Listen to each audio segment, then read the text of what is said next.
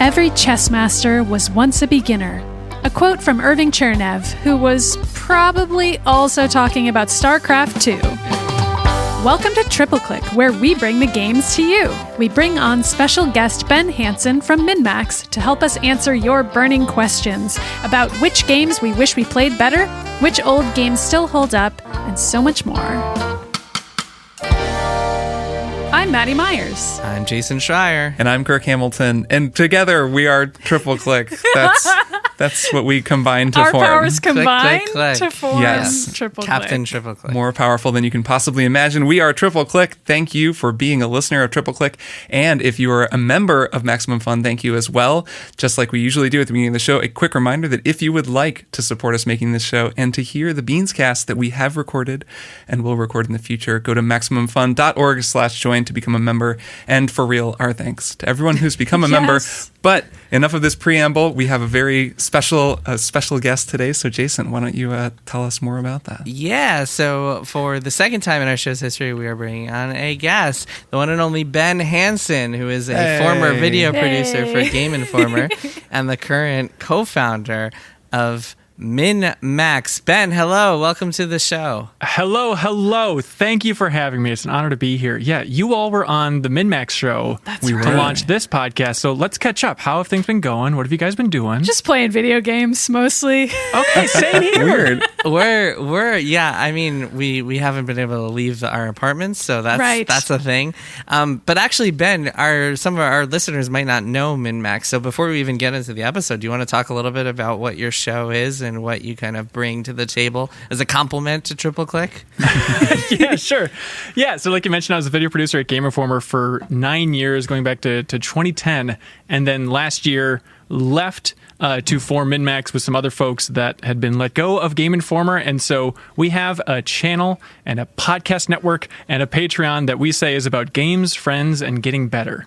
That is our simple summary. So the main show is the MinnMax show. But I think like the growing thing that's kind of becoming the thing we're known for is our huge game club discussions that are called the Deepest Dive, where we play through a game, we break it up into chunks, and then we also obviously encourage the community to play along with us, and then just take hundreds and hundreds of comments from the community, boil it down to the best of the best, and then just have absurdly long, but I think genuinely really good and really fun conversations about games. So like my favorite is probably the Final Fantasy VII Remake Deepest Dive, where we talked about that game for 14 hours, and I still feel like I need to talk about it more. Amazing. Yeah, but we also did, Chrono Trigger, The Last of Us Part 2. We just finished Halo 1, and then next week we're launching Super Mario 64 with Dan Reichert and Ana Diaz, and then my friend Ronnie from middle school. So it'll be a fun collection of photos. Oh, that's great. That's fantastic. What a fun idea. And people can find you guys at, of course, youtube.com/MinnMax. 2 N's, is that correct? So close. MinnMax Show. It MinnMax has to be Show. on YouTube. Yep. You guys can snag the MinnMax just on its own, or what? It's really strange. No, I really thought it'd be, wide open, but it turns out there are a lot of people just sitting on MinnMax with 2 N's on every social network, but MinnMax Show is the place to be. But it works out. Well, Ben, thank you so much for being here. Oh, also, I should say, fantastic interviewer. I've listened to a few of your one-on-one interviews, and they are excellent, so people should go check them out. You just did one with Sid Meier. Yeah. So, Ben, we are going to take some listener questions today. Today, we're doing a segment called Burning Questions, where we open up the listener mailbag and read a couple listener questions. So just a reminder for everyone. We just read the questions. We don't answer them. We don't answer we them. Just we just read read them. them, We don't even talk about them. We just leave them in the ether. Great question. We will, of course, be answering them. Just a reminder to reach us, to send us questions or whatever else, fan fiction, anything else you want. You can reach where's us the at fanfic, folks? Why Yeah, are really, you sending in your Mario Luigi fics? We're going to regret making this joke. I'm just telling you. Triple click at MaximumFun.org is how to reach us. All right, let's get on with it, shall we? Maddy, why don't you start us off with this first question from Andrew? Sure. Andrew writes, what games do you wish you were better at? I ask because I recently played Warzone with some friends. I really like Infinity Ward's take on the Battle Royale genre, but it turns out I still suck at twitchy shooter games. After years of trying out Call of Duty, I've resigned myself to the fact that I'll likely never be good. at these games. Ben, why don't you, as our honored guest, Ben, why don't you go first? Oh, man, I have to claim to be bad at games first. It's basically everything. My first instinct was StarCraft 2, so I could have a rematch with Jason, because the last time we played, it did not go well. Yeah, that happens. That happens when you play Jason. I've heard tell of Jason's prowess. This is why I will never play Jason, so that I can preserve the allure of my potential StarCraft ability. Stay away, Maddy, stay away. No, but that's a good answer. StarCraft 2 is a good one to get better that's not the real answer. That was the real answer. That was the nostalgic one. So the real one is Puzzle Fighter, which is a game that I have ignored somehow my entire life. I don't know what was wrong with me. And then just this summer, I have like a MAME cabinet out at our Lake Place, our family's Lake Place in Minnesota. And just this summer, I have gotten so into Puzzle Fighter. And part of it is that my girlfriend loves playing puzzle games. And so just hitting every great competitive puzzle game available on a MAME machine has been so much fun. And then Puzzle Fighter has just risen to the top, where I think at this point it's my favorite arcade game of all time. Just huge swings back and forth. It's so much fun, but it's so frustrating because I just cannot win. I'm maybe like 20% if I'm lucky for wins here. And do you all have that where you love a puzzle game, but just you aren't seeing the patterns? It's just not clicking for you. And it's so frustrating because it's clearly working for other people. And there are other games like Tetris I'm pretty good at. Even like Money Puzzle Exchanger, stuff like that I'm pretty solid at. But for some reason, Puzzle Fighter, my brain just can't see the patterns. And it's driving me insane after an entire summer playing it all the time. Yeah, I have that sometimes with Tetris, I think, where I'm good at it. Then I'll look at like Paul Tomeo, for example. Yeah, that's who I was thinking of as well. We're all ex-Kotaku people. He was at Kotaku as well. And he's amazing at Tetris. And watching him play, I realized how fun that game probably is if you've taken the time to master it, which I have not. There's I'm okay, but there's some missing synapse connection that happens when you're really good. So there's an extra echelon that Paul has unlocked. I feel like I thought I was pretty good at Tetris after playing it so much as a kid. And then watching Paul play, I was like, oh, I've never been good at Tetris, it turns out. I've never even been close to good at Tetris, and I was wrong all along. And it's people like Paul who played the Tetris Battle Royale game and was instantly hitting number ones every single hour of the day on day one. And the rest of us were like, oh, Tetris 99 is pretty hard. And Paul was like, it's honestly too easy and it's boring to me. And I was just like, damn, dude, I wish I could be that good at Tetris. I used to get similarly frustrated with Dr. Mario back in the day, Ben. I remember that game being frustrating because it seemed so simple, but I could never quite get the hang of when I needed to line up what, and the timer. The timer is what really threw me. Or not even. It's less of a timer and more that the speed of it coming down becomes this kind of de facto timer. So that was frustrating for me.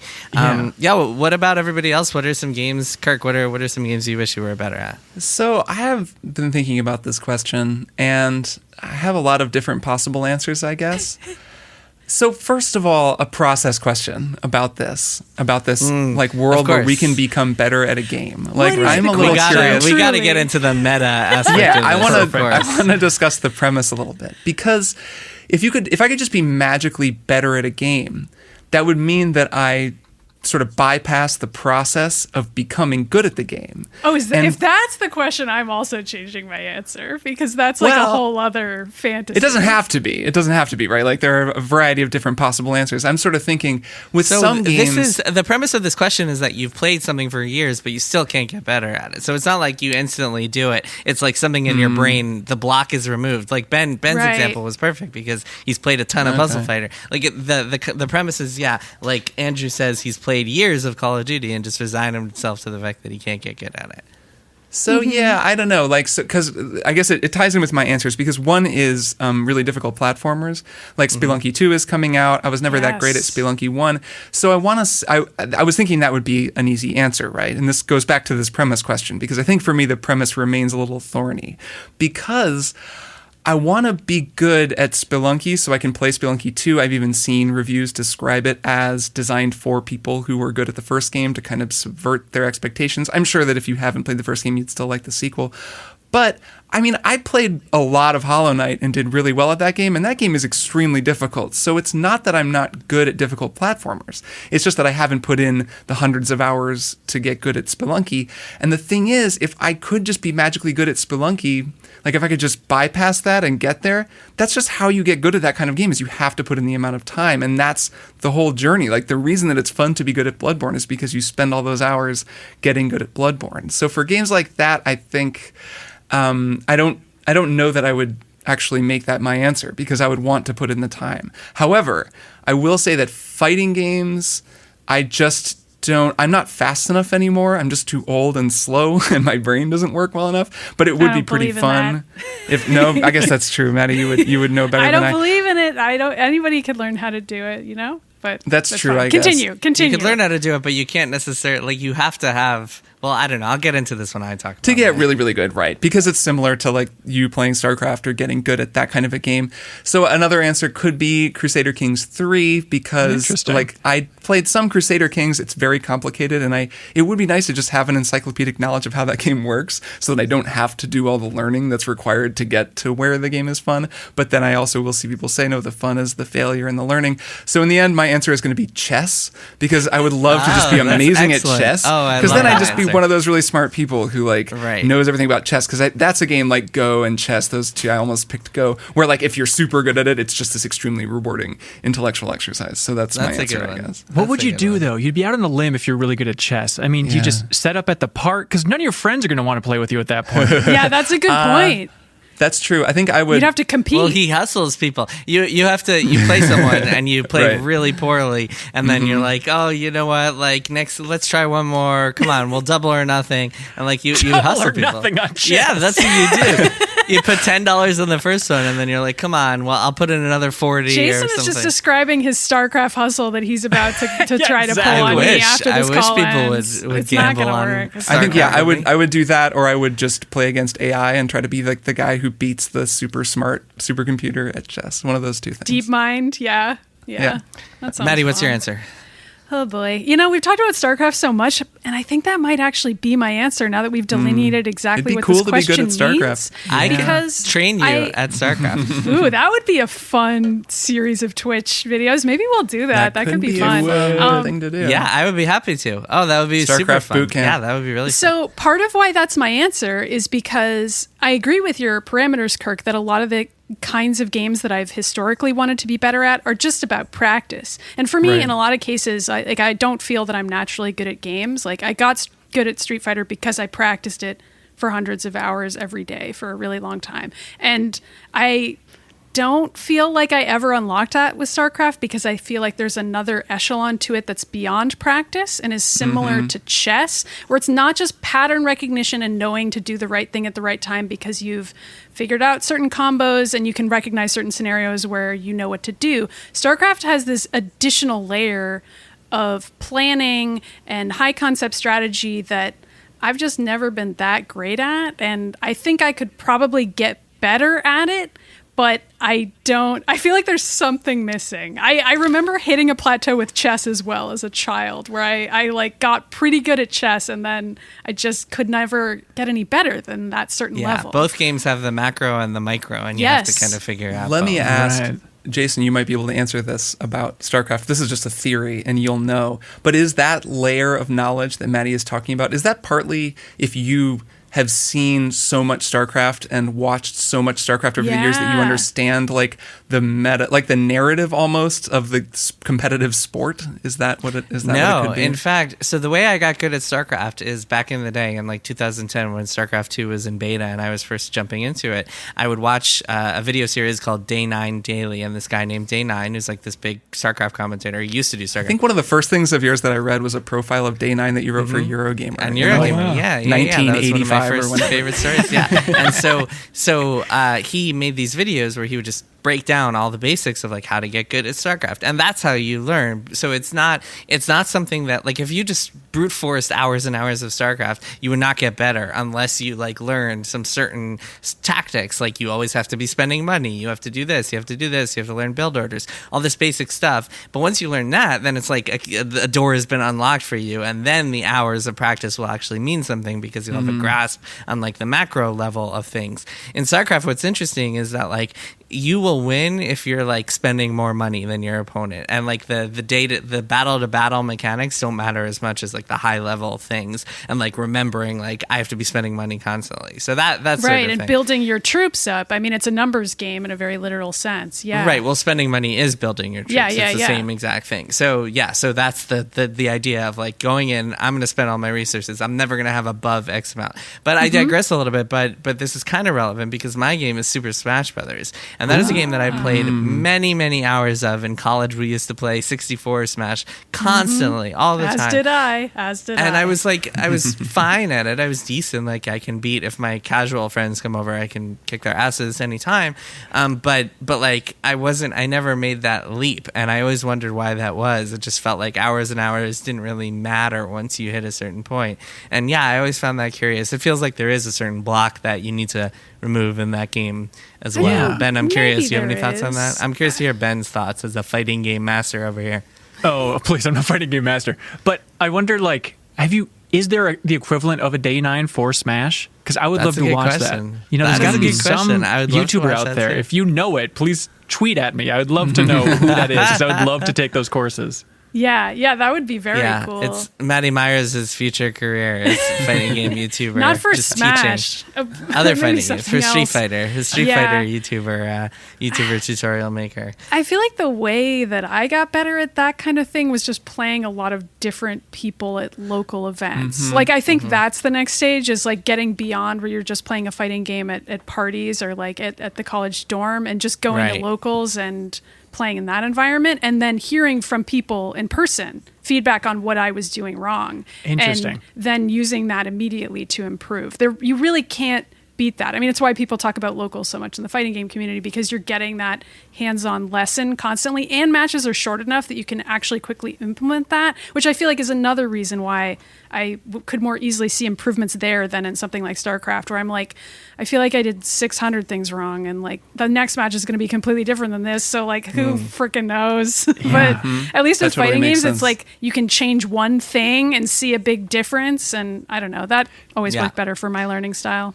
Do you think Twitch chat could fill that void of actually going to competitive events? Do you think? Because it's so pleasant and effective, and it always the feedback is always so good. Very constructive Twitch feedback. I assume you all have a nice community too. You're right. The triple click Twitch chat, of course. Yeah, we have a pretty They chill actually are very wonderful. nice. That's true.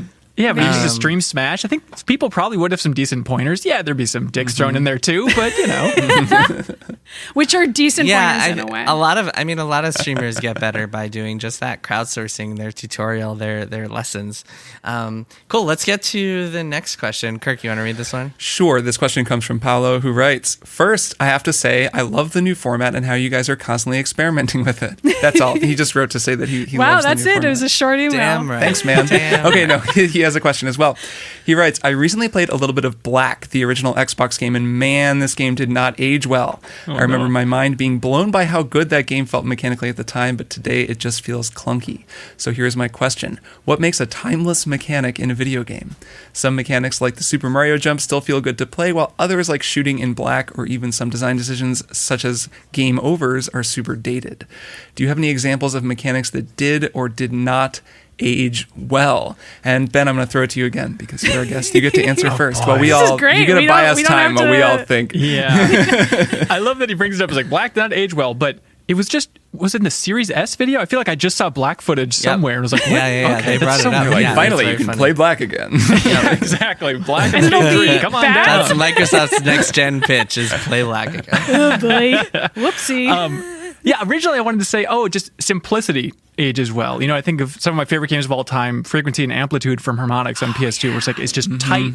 There's not much that's going to age poorly other than, delay input if you're playing on a new TV or something like that. But then I was thinking about something that's really satisfying, even from an older game. And it's not the simplest thing, but okay, we all remember Peter Jackson's King Kong, the official game of the movie, right? Of course. I mean, I played it like 8 times. Just was playing it last week. Great Yeah. game. Perfect. Can't wait for that to be on Xbox. Yeah. Same. There is a really satisfying move that you do 1,000 times in that game where you just hold back a spear and then throw a spear at usually a centipede. And for some reason, throwing a spear in that game is so satisfying. Maybe it's just because you're punishing a centipede, but it's not really the simplest thing. But something about just that tangible throwing of a spear in that game is just perfect. And so, not the tightest thing necessarily, but it's still, I think it's aged so well. Why is King Kong throwing spears? Well, no, you play like as a thing Jack. he does? Come on. Yeah, you're the guy, okay. right? You're throwing spears at people. King Kong King Kong throws giant turds at people. If Sekiro is anything to go by, anyways. This question is tough, right? What makes a good, like something feel? Basically, it's like what makes something feel good in a game, right? Especially over time. Right, like simplicity is. I think that's true. Like even though there are some more complex things, like Mario's jump is always held up as this example of this game from whatever so many years ago that still feels great to play, and Mario's jump still basically feels the same as that jump in the first game. It's kind of a mix of the game being responsive to you, not feeling slow, like running at a smooth frame rate and like having a quick response to your buttons. There's also the question of friction and like some sort of like, it's not just totally smooth input. You press the button and something immediately happens. Sometimes there's that kind of rub, that tension between what you're doing and what's happening on the screen that actually, I think animation plays a really big role in this. Even though we think, buttons and then actions on screen, the actions on screen have to be depicted in some way. And whether it's like the physical animation of like the wind up of someone, I'm thinking of like Kratos' animations in God of War, any of the God of Wars all the way back to the original. Two, just like the explosion that's sort of animated on screen when something blows up or when you hit something or grab something. I think that is also an important part of a good mechanic. Can you think of a good animation? Something springs to mind for me, at least, and Go based ahead. on what you said. So this has been cited a ton of times, but I remember when the first Gears of War came out, that cover system of like locking on to cover felt so satisfying to me. It's not the first example of a game doing that, but every game copied it for a few years after that because it just felt so good. And I think a lot of that was just the animation of Marcus Phoenix's shouldering the cover, whatever it may be, and just satisfyingly popping onto it. I think some of that might have also been sound design, although it's been years since I played that game. But I do remember like playing other console shooters at that time and just feeling like that one really stuck out to me as being satisfying and making it super clear when you were safe behind cover and when you weren't.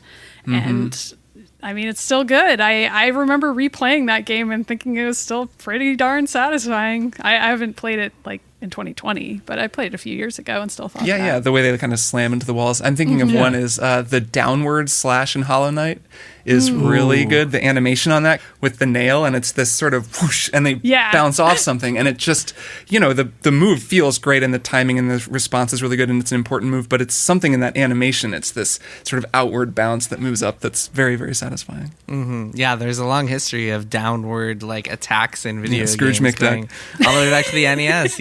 And Zelda 2 with Link's like downward sword slash. Oh yeah, that kind Carrying forward into Smash too, then was just the best move. Yeah, fantastic definitely. in Smash. It's funny, I've been playing the Super Mario 3D All-Stars collection, which has Mario 64 and Sunshine and Galaxy, so this is very relevant. And I found that actually that Super Mario 64 has not aged super well for a variety of reasons. I'll talk a little bit more about this later during one more thing, but I have found that like the jump is fine, but something about the camera just feels off a little bit because obviously it was the first game to ever use a 3D camera, so it was not perfectly mastered back then, like in '96. But some parts of it just are feeling a little off to me, and it's a very sharp contrast to Super Mario Galaxy, where it feels like a game that could be released today. Like it's so smooth and everything feels fantastic and looks amazing.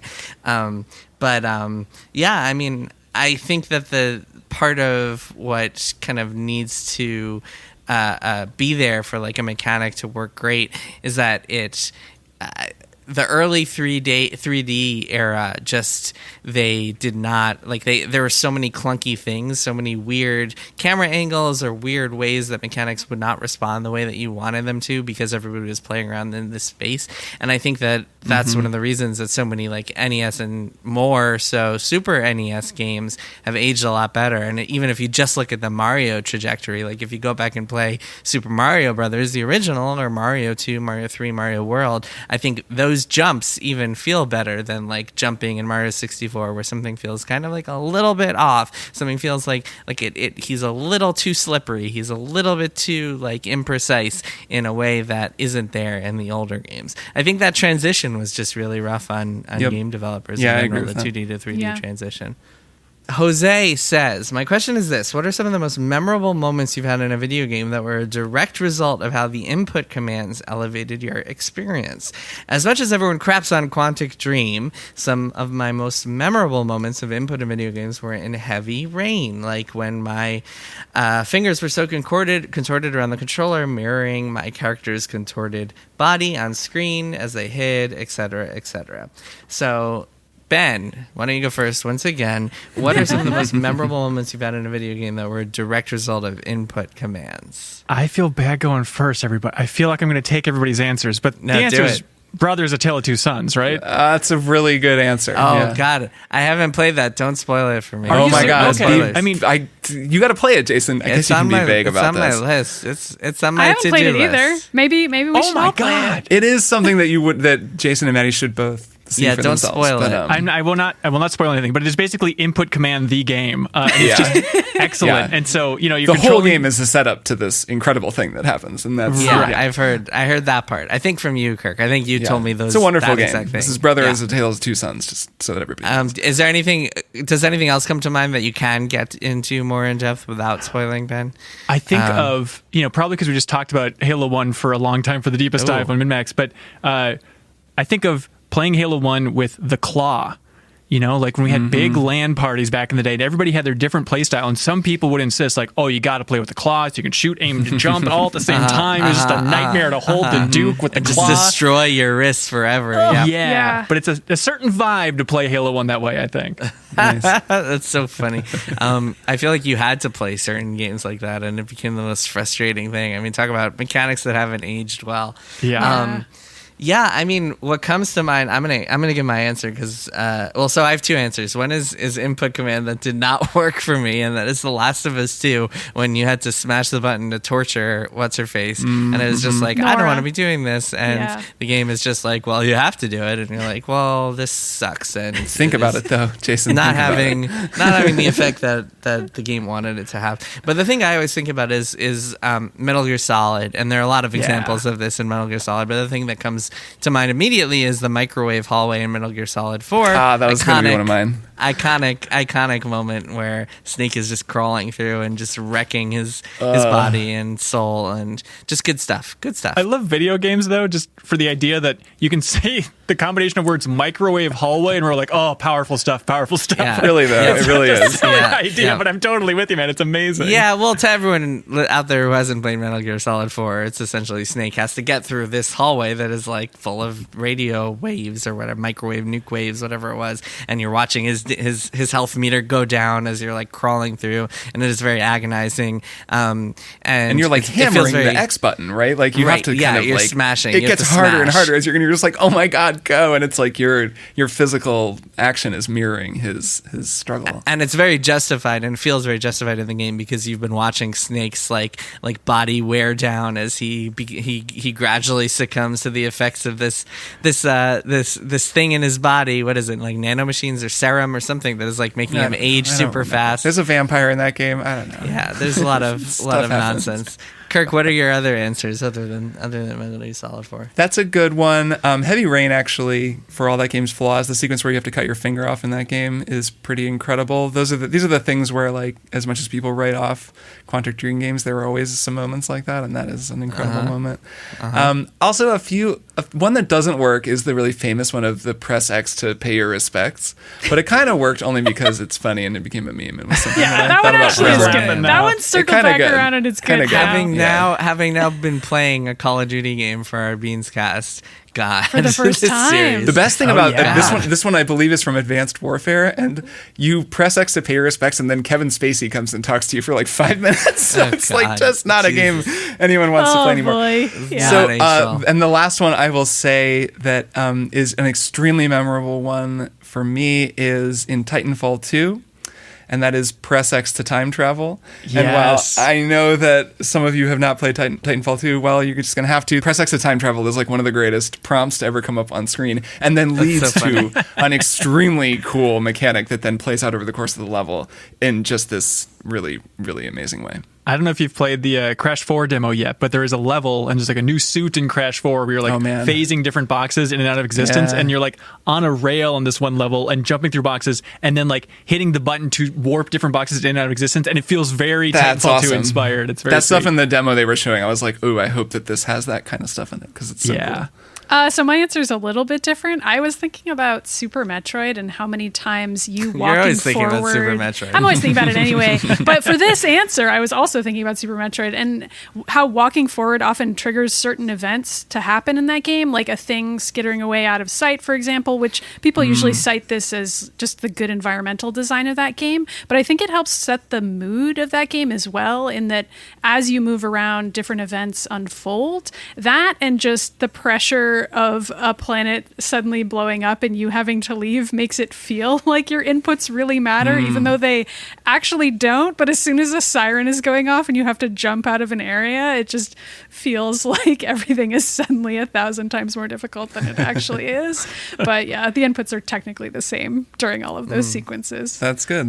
Yeah, it's funny because so many games have tried to do this with QTEs over the years, including the most recent Marvel's Avengers game. There are some okay QTEs in that game. When Hulk kicks the guy, I enjoyed that QTE. Some silly QTEs in that game. It's mostly silly. But it's interesting because I feel like QTEs can be a good thing when they're earned and like feel memorable in some way and feel like have emotional weight, as opposed to just like, like Resident Evil 4, this guy's taking out a gun, you better press Y before he shoots you in the face. Press square to move the boulder for like 1,000 years or whatever.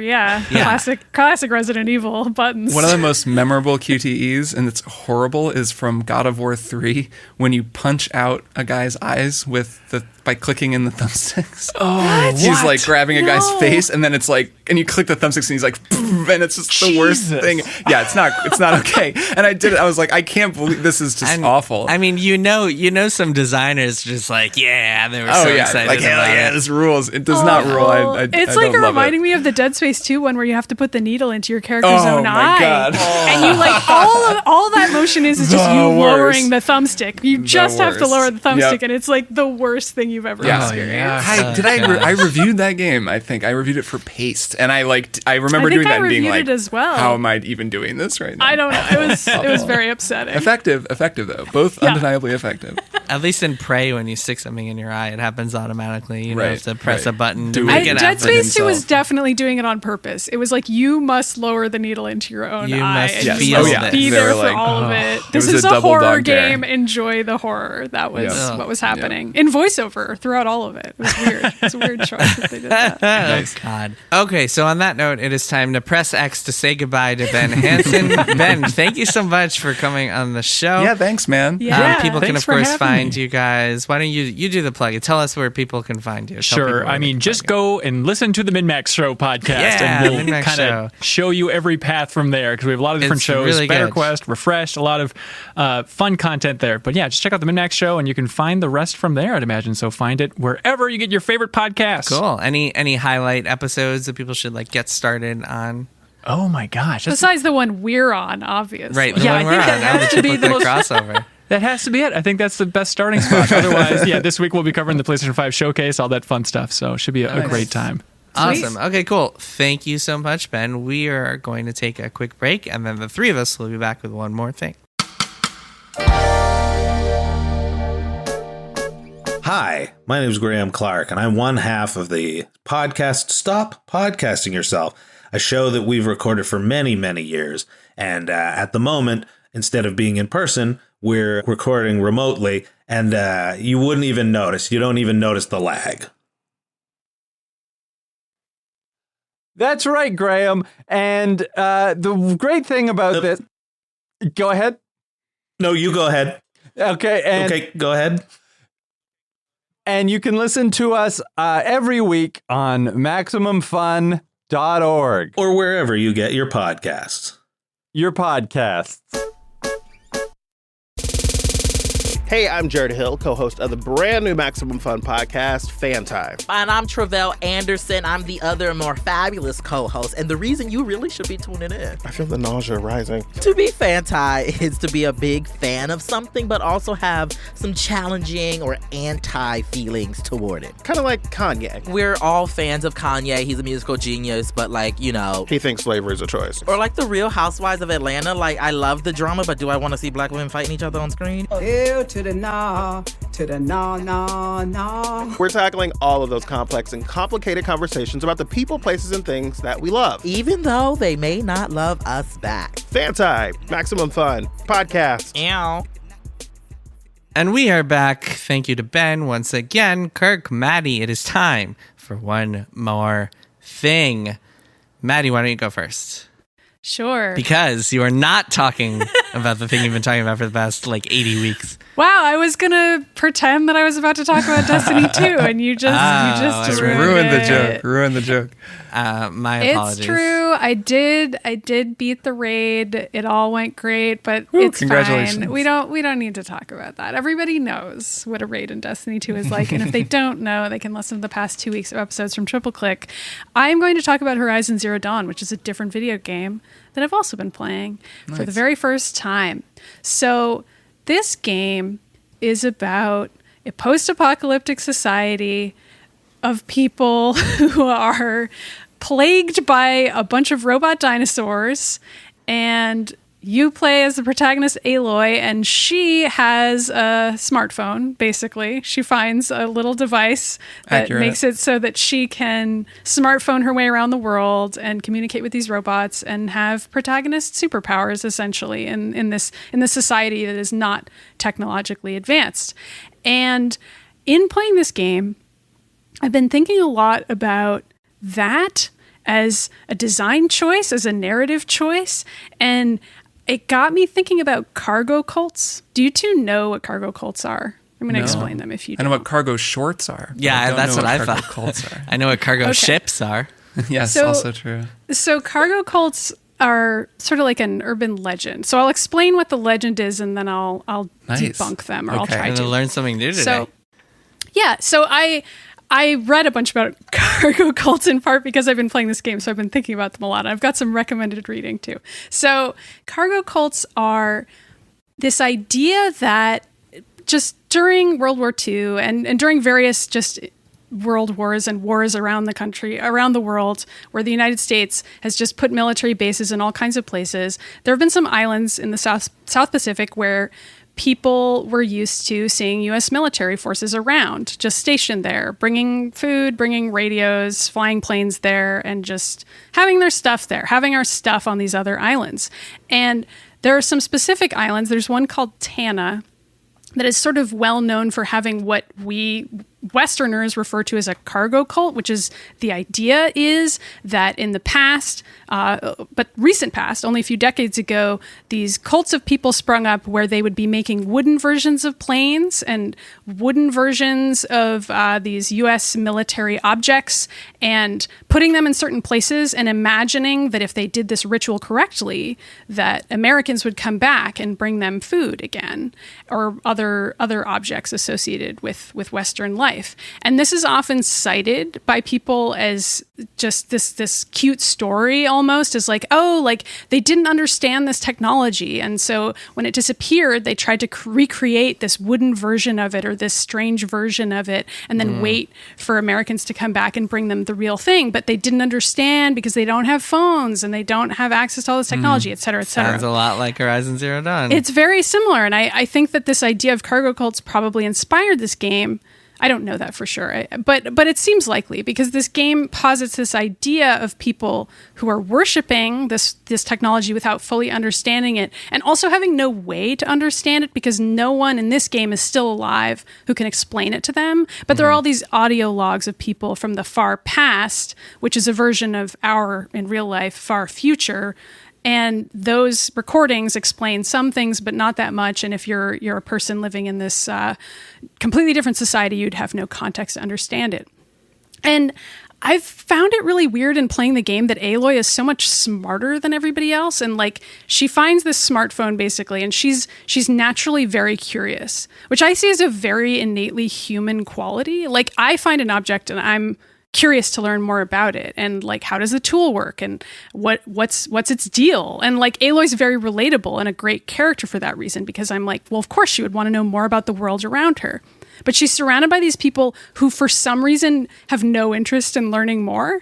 And like, all of them are completely closed-minded, seemingly, or at least almost all of them. You meet a few characters who aren't, but most of them are like, I don't want to learn more about the technology around us. It's scary. It's mysterious. I don't want to know anything about it. And I think it's a misconception about how humans work. I do think it's an interesting story and an interesting idea for a game, and it's fun that Aloy has this human superpower. But in reading about cargo cults, I was kind of like, do people really do this? Like, do people just look at this technology and not really investigate it? And I think the reductive answer to that is no, the human brain doesn't quite work that way, and people usually do question those systems. And so I read this really cool, super long article called Who is John From? John From is the name of a supposed U.S. military guy / perhaps fictional person who supposedly went to this island of Tana and brought these things. And this reporter, Brooke Jarvis, went there and talked to a bunch of people who live there about what they think really happened and their perspective on it. And it's a cool article, and it's a lot more complicated than you'd think, because people are complicated, and like, the way that people have taken that story and reacted to it is weirder and more cool than you would think. Like, it's not just, oh, we believe in this literal ritual. It's like, no, this character of John From now represents something to us about self-actualizing and figuring out what we need to do to survive. And like, at this point, it's about not necessarily rejecting Western influence, but like self-actualizing. And we as Westerners have just imposed this idea of that story onto people, that like, oh, they're gonna love our technology. Like, I don't know. It's just really opened up my mind. And Interesting. I like this game, but I'm also like, man, this story though, like, I would like to tell it. I would like it if it were telling a slightly different story, but I haven't beaten it yet. Well, so maybe... yeah, one thing I will say, and then I'll throw it to you, Kirk, in a second, but one thing I will say is that the notion of Aloy as smarter than everyone else is kind of explained in the story. And I won't say more than that, but like, there's a reason that she seems to be so much more cognizant of everything. I mean, some of that is introduced pretty early on. Like, she sort of seems to be connected to a person who lived in the past through genetics, and like, that's a very chosen one, like, sci-fi story. Like, oh, she has, I'm not saying it's not. Oh yeah, I'm not saying it's not, but it's a not genetic relation to a person in the past, so therefore she has this innate scientific curiosity that this scientist in the past had. And it's a little more than that, but yeah. Well, there's also the fact that, and this happens fairly early on, that I've noticed in my replay, but it's kind of both, right? Like, she is genetically related to this person from the past, but also things unlock for her and open for her, and she is given access to things because of her genetic code, because the security systems are reading her genetic code. So there's this, like, there's in-lore explanations for a lot of this stuff, even while the game is certainly exploring a lot of what you're talking about. And there's still this question of these the Nora are very frustrating people in a lot of ways. And it's like, really though, like, even given all of the things that you will eventually learn, and I will be fascinated to hear what you think about this. If you finish it, maybe we should do a Beans cast on this game, because we should do a Beans cast about it. It'd be really fun. Yeah. But yeah, there's still that question of like, okay, but even given all of the things that you wind up learning are true about this world, you just kind of stopped there, or like, would you have kept going? And it kind of raises a lot of these questions. I don't believe that, really. Like, I do believe Aloy's motivation, and I think she's well written for that reason, because she's the character who's like, come on, let's keep questioning these things. Let's look into more of this. Like, you're telling me this place is dangerous. I'm going to go there and find out about it. But I'm like, there should be some more characters here who are also doing those things. Maybe the sequel will do a little bit more of that. Oh, but I'm almost sure it will. Yeah. it's something that I think is very noticeable in playing the game is how uncurious the rest of the characters are. Especially the Nora. There are some of the other cultures are more curious. Yes and no. Like, you get to Meridian or whatever it's called, and there's like the Sun King, and the way that people talk about religion there is still pretty odd. And I guess I'm talking more about the crafters. I forget what they're called, but like their group is. And then there are the merchants, for example, will be more curious about the world around them, and will be like, oh, well, I'm collecting objects from such and such, and I want to know more about this culture. And I'm like, well, that's cool. But I think to the game's one point in the game's defense is that a lot of these things have been crystallized over hundreds of years in the current world's ethos. So it's very possible. Like, a lot of human tradition and culture comes from just like years and years of like, oh, that's how we did in the past. That's how we did in the past. So at a certain point, if like some member of the Nora, some founder of the Nora tribe, like stumbled upon one of the cauldrons or something, and was like, oh my God, like, and got electrocuted, and they were like, this is cursed. We can never do this. We can never look at this. We can never scrutinize this again. And then it just became part of the oral tradition.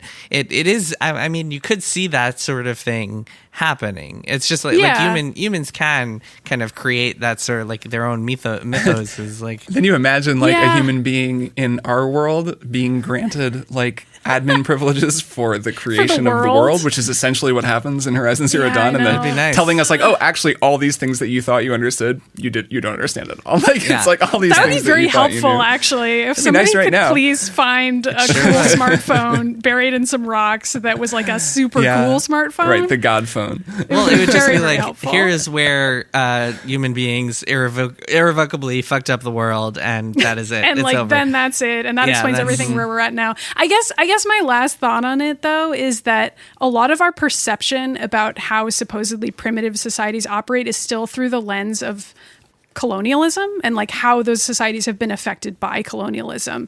And this game isn't actually about colonialism. It's about a very, very far away society in the far, far future. And yet it is still based on our current preconceptions about how these societies look, because it's, I mean, I can't think of a nice way to say this, but it's almost like the people making the game couldn't imagine something different than that. And so they're basing it on the societies we're familiar with from our own history, because that's what we've got.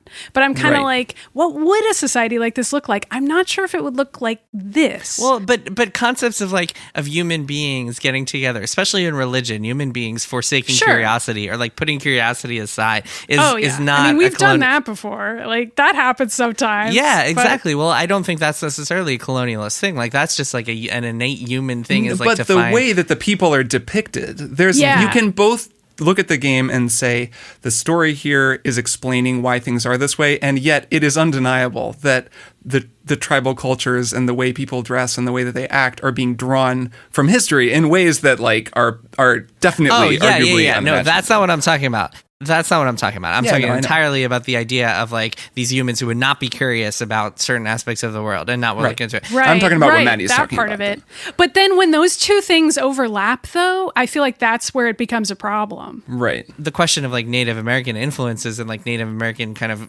that aspect of the colonialism, that's a whole nother topic. But what I'm talking about, so quick anecdote is that in Judaism there is this prayer called Birkat Kohanim, and it's the prayer of the Kohens. The Kohens are like the spiritual leaders of Judaism, let's say.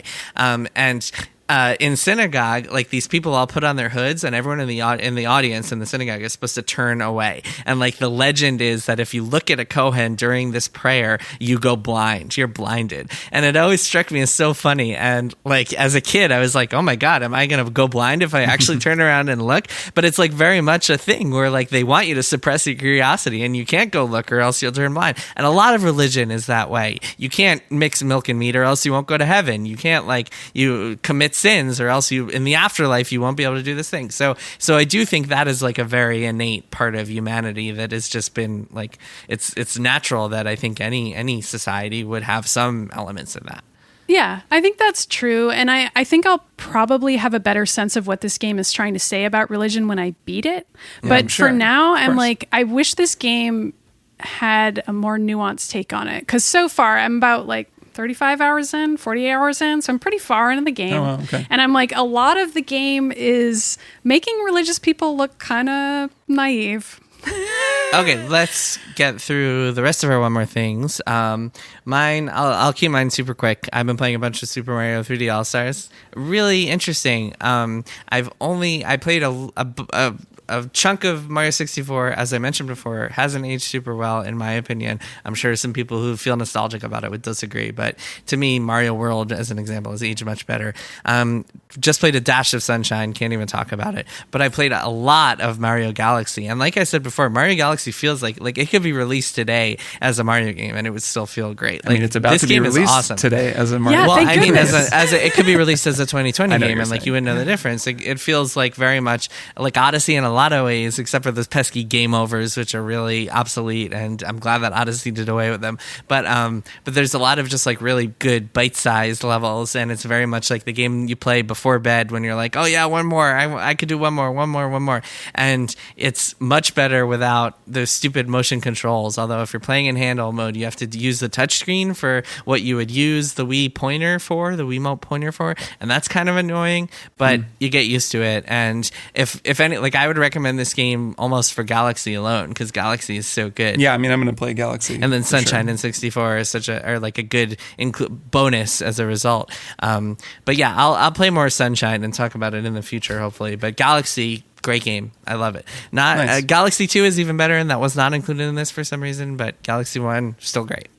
Kirk, what's your one more thing? My one more thing is a game called Spiritfarer that I've been hearing good things about for a while. Including from our listeners, who a lot of whom recommended that we play this. Yes. And I have been playing it, and it is absolutely wonderful. It is a beautiful, fantastic game that I love. So, that's mainly my one more thing. Is that all you're going to say? What is it? No, Tell us more. of course. I'll tell people what it is. So it is very much a tend and befriend game. This game is about tending to your crops and your little village on a boat and befriending lots of wonderful spirits who have become animals in the afterlife. You play as a young woman with a cat. Her name is Stella. The cat's name is Daffodil. And you have taken over for the sort of boat, what's his name? Charon, I think is his name. The guy who takes you to the afterlife. Yep. You've taken over for him at the very beginning of the game. He passes on and he gives you the oars and is like, you are now the Spiritfarer. So you take spirits through the afterlife kind of to their final destination. So that's the game. You go around, that's the narrative. Anyways, as you go around and you find spirits and then you take them onto your boat. You have this big boat and then carry them around and you have to kind of meet their needs. And then eventually they go on to the afterlife. I've only played a few hours and the game is actually pretty meaty. There's kind of a lot to it. You're constantly updating and upgrading and customizing your boat. You build all of these structures on the boat and stack them on top of each other. It's all very pleasing. And it's sort of a life sim meets like sim management game where each of you, the spirits on your ship, they get hungry. They need, different types of attention, or they have favors they need of you. You're collecting resources all over the place. The Sims meets Animal Crossing, you might say. Yeah, but the thing that makes this game so good is it's beautiful looking, absolutely gorgeous. The art is incredible. It's so big-hearted and relaxing and just peaceful. And I'm like living in hell world in Portland, Oregon right now, where there's just smoke outside. I haven't been able to leave the house for a week. It's been a nightmare. Everybody here is like really suffering and it's super bad. And I'm not gonna, bum our listeners out, but it really, really sucks. And playing this game has been really wonderful. It's been like kind of the only video game that I wanted to play. I just downloaded it and started playing it, and it's just totally beautiful. Like there's a dedicated input for hugging where you hug people and you have to hug all of them regularly to make them happy. And the animations are so beautiful, and all of the spirits are these big animals. So it's like a big deer, and they're actually all related to you. Like the deer is, I think, your sister, and there's this big frog, and he's your uncle. So they all know you, and they talk about your life back when you were alive. And then you just hug them, and it's these big hugs, and the whole game is just like really wonderful and just relaxing and beautiful looking. And I gather it becomes incredible. I know I'm gonna like cry a ton playing this game. It's totally like one of those games, but that it's gonna be worth it. Everybody who's finished it, lots of people were in my Twitter mentions today being like, oh my god, like it's amazing to the end. I think it's pretty long, and it's a fantastic game. It's called Spiritfarer. It's on PC. It's also on consoles. It's on Switch. I bet it's great on Switch. I'm playing it on PC, but I would probably play this game on Switch. And there's also co-op, and I haven't played this with co-op, but you can play at the same time. Like one person controls the cat and one person controls Stella. And it's just, so good. it's a wonderful game, and I can't recommend it enough. I played a little bit, and it wasn't for me, but I'm very much glad that it is for you. Just not my type of game. I don't know. I might give it to my wife because she might be more into it. Cool. Well, so yeah, on that note, that is the end of this week's episode. Kirk, I hope that by this time next week, the Portland is not on fire anymore. Yeah. That would be nice. And I hope that as well. Fingers crossed, I guess. Fingers crossed indeed. But yeah, Kirk, Maddy, see you guys next time. See you both next time. Bye. Triple Click is produced by Jason Schreier, Maddy Myers, and me, Kirk Hamilton. I edit and mix the show and also wrote our theme music. Our show art is by Tom DJ. Triple Click is a proud member of the Maximum Fun Podcast Network, and if you like our show, we hope you'll head over to MaximumFun.org/join and consider becoming a member. Doing so helps support us and gets you access to an exclusive Triple Click episode each month. Find us online at tripleclickpodcast.com, on Twitter at tripleclickpod, and send email to tripleclick@maximumfun.org. Thanks for listening. See you next time.